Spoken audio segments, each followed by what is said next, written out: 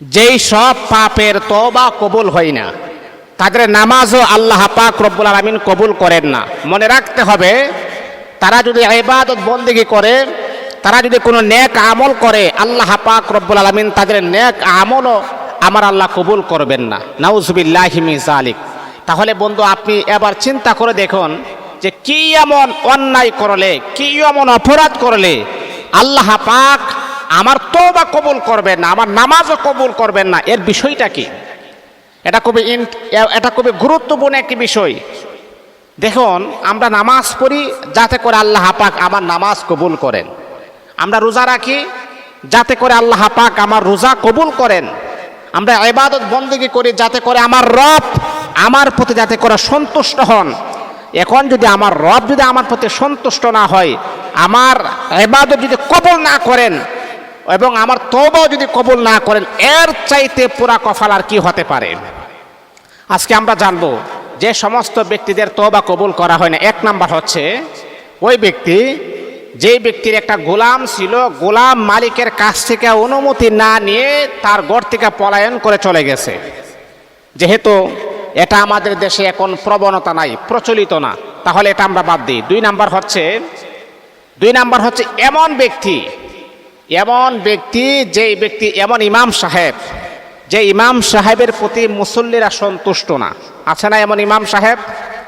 তাকে নিয়ে একটা দ্বিধাদ্বন্দ্বের ভিতরে আছে, একটা সমস্যার ভিতরে আছে। এমন যদি হয়, আল্লাহর হাবিব বিশ্বনবী সাল্লাল্লাহু আলাইহি ওয়াসাল্লাম বড় সুন্দর করে বলেছেন যে এমন ইমাম সাহেব, যে ইমাম সাহেবের প্রতি মুসল্লিরা সন্তুষ্ট না, তারপরও যদি সে জোরে ইমামতি করে, আল্লাহর রাসূল বলেছেন আল্লাহ পাক বিশেষ করে তার দোয়া, তার তওবা, তার নামাজ আল্লাহ কবুল করবেন না। আবার আপনারা এটা নিয়ে একটা ফেস লাগাইবেন না। ফেসটা হচ্ছে কি জানেন? আপনারা যারা তার পিছনে নামাজ পড়েন, আপনাদের নামাজ হয়ে যাবে, কিন্তু সে যে জোর করে নামাজ পড়তেছে, সে জানতেছে আমাকে নিয়ে একটা ফাটাল সৃষ্টি হয়ে গেছে, একদল মানুষ আমাকে রাখবে, আরেক দল আমাকে বিদায় করে দিবে।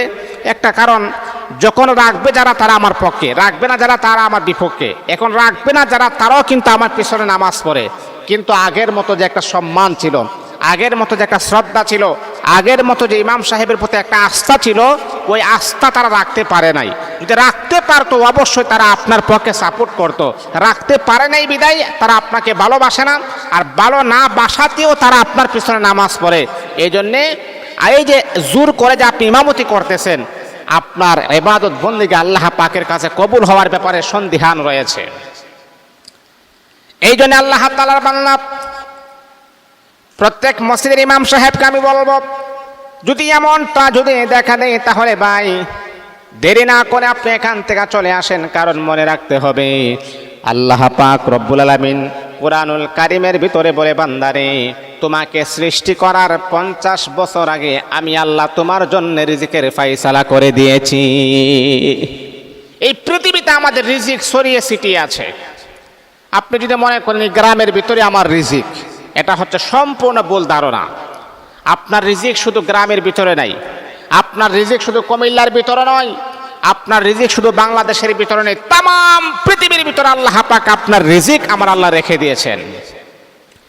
দুই নাম্বার হচ্ছে, যদি কোনো ব্যক্তি গণকের কাছে যায়, গণক যারা ভাগ্য নির্ধারণ করে, গণক আছে না, যে বলে, দেখার পর বলে তোমার এমন সমস্যা, এই করো সেই করো, হাত দেখার পরে গণকে বলে, যারা গণকের কাছে যায়, নবীজি আলাইহিস সালাতু ওয়াস সালাম বলেছেন তাদের ইবাদত 40 দিন পর্যন্ত আমার আল্লাহ কবুল করেন না। 3 নাম্বার হচ্ছে যারা মদ পান করে। মদ পান যদি আপনি করেন, হ্যাঁ, আবার যদি আপনি তওবা করেন, আল্লাহ পাক তওবা কবুল করে নেবেন। আবার মদ পান করলেন, আবার তওবা করলেন, কবুল হবে। আবার মদ পান করলেন, আবার তওবা করলেন, কবুল হবে। চতুর্থবার মদ পান করলেন, তওবা করবেন, তখন আর কবুল হবে না। কারণ মদ পানকারী ব্যক্তির ইবাদত আল্লাহ পাক কবুল করেন না নেশাগ্রস্ত অবস্থায়। এই জন্য মদ পান কখনো করা যাবে না। মুসলমান বন্ধুগণ, আমি আপনাদেরকে আবারও বলবো, হযরত আবু হুরায়রা থেকে এক হাদিসের ভিতরে আসছে, যারা মিথ্যা কথা বলে, যারা মানুষকে মিথ্যা আশ্বাস দেয়, মানুষের সাথে প্রতারণা করে, মানুষকে ধোঁকা দেয়, এমন ব্যক্তির দোয়া, এমন ব্যক্তির ইবাদত আল্লাহ পাক কবুল করেন না। আর এর ভিতরে আরেকটা হচ্ছে ইম্পর্টেন্ট, হচ্ছে ওই নারীর তওবা কবুল করেন না, ওই নারীর নামাজও কবুল করেন না যেই নারী তার স্বামীকে অসন্তুষ্ট রেখে রাত্রে যাপন করে।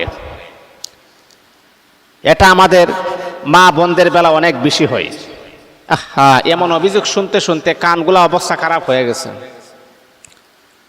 অনেক পুরুষ আছে কান্না করে করে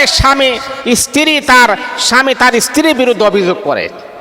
কি পরিমাণ একটা পুরুষ কষ্ট পাইলে কান্না করে। একটা পুরুষ এতটা সহজে কান্না করতে পারে না। একটা পুরুষ বেশি কষ্ট না পাইলে কান্না করে না। যখন কষ্টের মাত্রা বেশি বেড়ে যায় আর সহ্য করতে পারে না, সহ্যের বাহিরে যখন চলে যায়, তখন পুরুষটা অটোমেটিকলি তার চোখ থেকে পানি ছেড়ে কান্না করা শুরু করে দেয়। এমন অনেক পুরুষ আছে বলে, হুজুর এত কষ্ট পরিশ্রম কার জন্য আমি করলাম?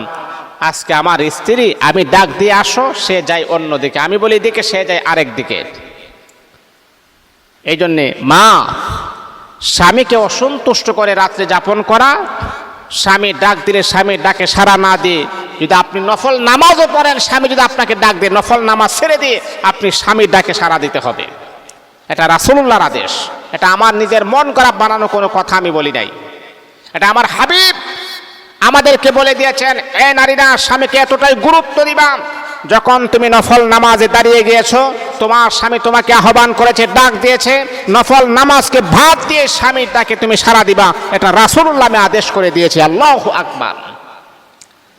আমার রাসূল বলে, শুধু তা নয়, পৃথিবীতে আল্লাহ পাক রব্বুল আলামিন ছাড়া যদি কোনো মানুষকে সাজদা দেওয়ার হুকুম যদি করতেন, তাহলে আমি রাসূল বলতাম, মহিলারা, তোমরা তোমাদের স্বামীদের কদমে সেজদায় লুটিয়ে পড়ো, স্বামীদেরকে তোমরা সেজদা করো।